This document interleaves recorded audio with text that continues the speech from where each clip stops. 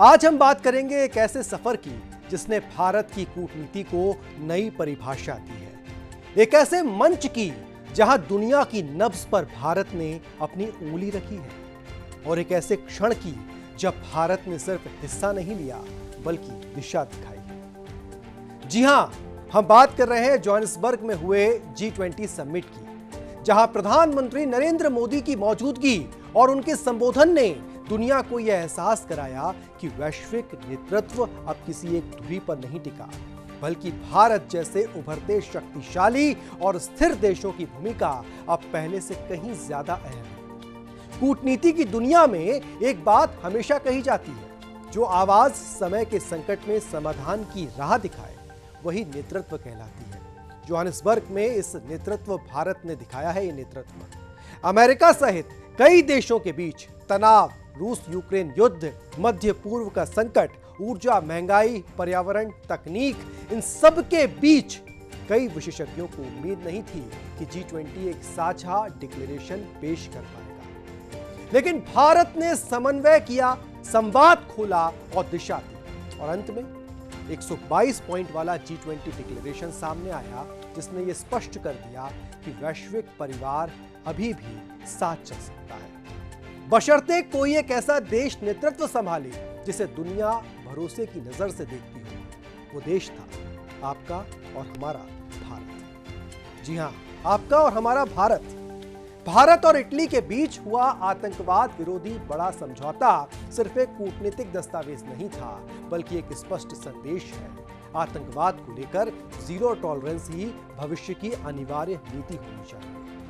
Italy की प्रधानमंत्री Giorgia Meloni और पीएम मोदी की मुलाकात वैश्विक सुरक्षा चिंताओं पर एक नए युग का संकेत है। एक ऐसे दौर में जब साइबर आतंकवाद, अलगाववाद और डिजिटल कट्टरता ने नई शक्लें ले ली, भारत की यह पहल बताती है कि सुरक्षा अब सिर्फ सीमाओं का मामला नहीं है, बल्कि तकनीकी साझेदारी का भी विषय है। जी हां, तकनीकी साझेदारी का भी विषय है।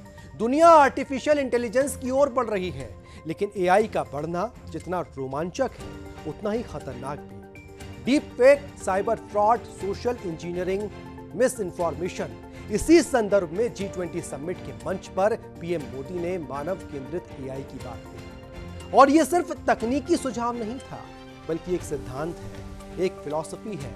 मोदी का संदेश साफ था, टेक्नोलॉजी इंसान के लिए होनी चाहिए, इंसान टेक्नोलॉजी के लिए। भारत ने एआई के दुरुपयोग को लेकर ग्लोबल गार्डरेल्स यानी नैतिक और कानूनी सुरक्षा कवच की मांग की। ये वही मुद्दा है जो दुनिया की नींद उड़ा रहा है, और यही कारण है कि इटली ने भी एआई समिट 2026 के लिए भारत के प्रोजेक्ट का खुले तौर पर समर्थन किया है। दुनिया बैटरी, चिप्स, ईवीज और टेक्नोलॉजी के युग में प्रवेश कर चुकी है, और इस भविष्य का दिल है क्रिटिकल मिनरल्स।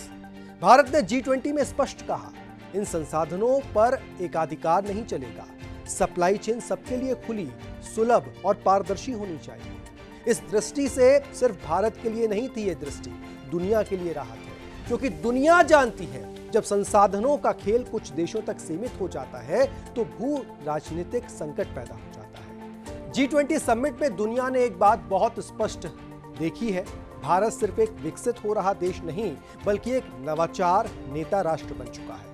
यूपीआई हो, डिजिटल पब्लिक इंफ्रास्ट्रक्चर हो, आधार, कोविन, भू गोल्डन विकास मॉडल, भारत ने दुनिया को बार बार दिखाया कि कम लागत में बड़े पैमाने पर टेक्नोलॉजी कैसे लागू की जा सकती है। इसलिए समिट के दौरान जब भारत ने कहा एआई का लाभ हर जिले, हर भाषा, हर समुदाय तक पहुंचे, तो यह सिर्फ भाषण नहीं था, बल्कि ये मॉडल था जिसे दुनिया ने भारत में जमीन पर काम करते हुए देखा है। पीएम मोदी ने G20 सेशन में दुनिया के युवाओं पर विशेष जोर दिया। दुनिया तेजी से बदल रही है। एआई, रोबोटिक्स से क्वांटम कंप्यूटिंग, बायोटेक, स्पेस, नई स्किल्स की मांग अलग है।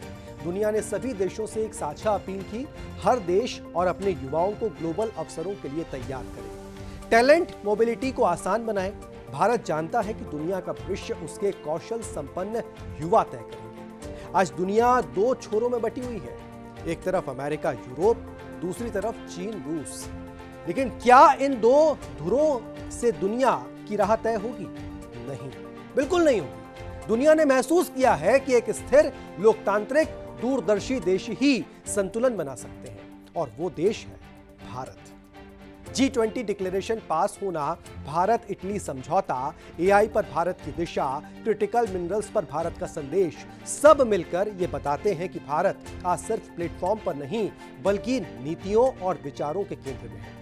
भारत के लिए सम्मान सिर्फ डिप्लोमेटिक नहीं है, ये हमारे भविष्य की नींव है। इससे भारत की वैश्विक विश्वसनीयता और बढ़ी, निवेशकों का भरोसा मजबूत हुआ, नई तकनीकों तक भारत की पहुंच आसान होगी, युवाओं को ग्लोबल अवसर मिलेंगे, सुरक्षा साझेदारी और पुख्ता होगी, और भारत का नेतृत्व स्थायी रूप से स्वीकार किया गया। प्रधानमंत्री मोदी का ये G20 समिट सिर्फ एक दौरा नहीं था, बल्कि 21वीं सदी में भारत की भूमिका का घोषणा पत्र था। भारत ने दुनिया को बताया नेतृत्व क्या होता है, संवाद कैसे किया जाता है, और मुश्किल समय में भी रास्ते कैसे निकाले जाते हैं। इस बार दुनिया ने सिर्फ भारत को सुना नहीं है, बल्कि भारत का नेतृत्व स्वीकार किया है। जी हां,